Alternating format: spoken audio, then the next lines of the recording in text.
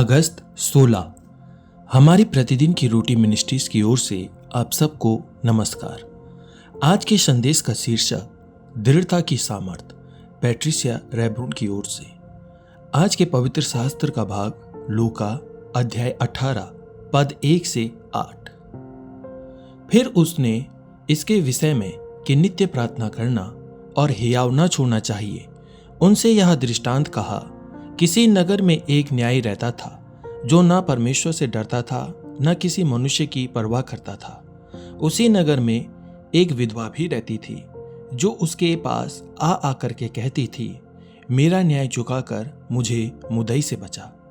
कुछ समय तक तो वह ना माना, परंतु अंत में मन में विचार करके कहा, यद्यपि मैं न परमेश्वर से डरता और न मनुष्यों की कुछ परवाह करता हूँ, तो भी यह विधवा मुझे सताती रहती है, इसलिए मैं उसका न्याय चुकाऊंगा। कहीं ऐसा न हो कि घड़ी घड़ी आकर अंत में मेरी नाक में दम कर दे। प्रभु ने कहा, सुनो, यह अधर्मी न्यायी क्या कहता है।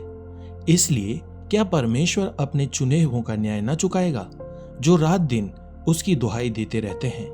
क्या वह उनके विषय में देर करेगा? मैं तुमसे कहता हूं, वह तुरंत न्याय चुकाएगा।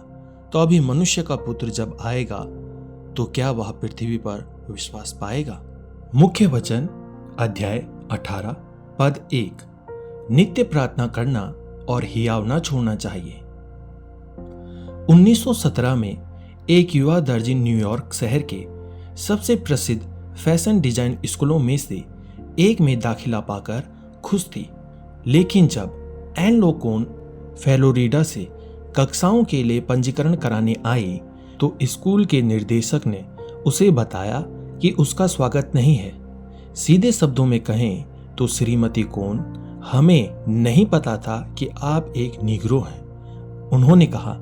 जाने से इनकार करते हुए उसने फुसफुसाते हुए प्रार्थना की, कृपया मुझे यहाँ रहने दें। उसकी दृढ़ता को देखते हुए निर्देशक ने एन को रहने दिया, लेकिन उसे केवल गोरों के लिए कक्षाओं से अलग कर दिया और पीछे का दरवाजा खोलकर छोड़ दिया ताकि वह सुन सके।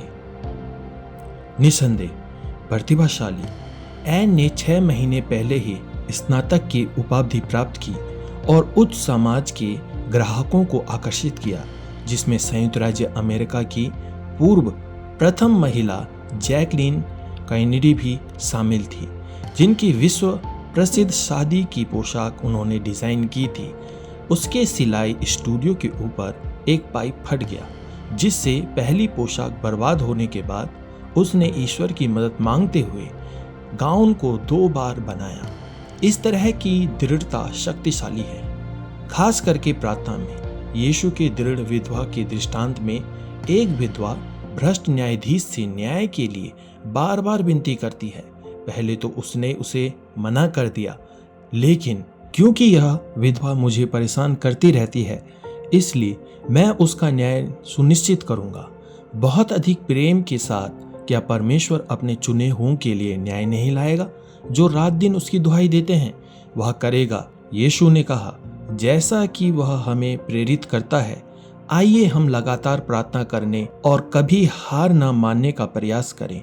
अपने समय और सही तरीके से परमेश्वर उत्तर देगा। कौन आपको प्रार्थना में दृढ़ रहने में सहायता करता है? आप किस निवेदन के बारे में बार बार अपील करते रहेंगे?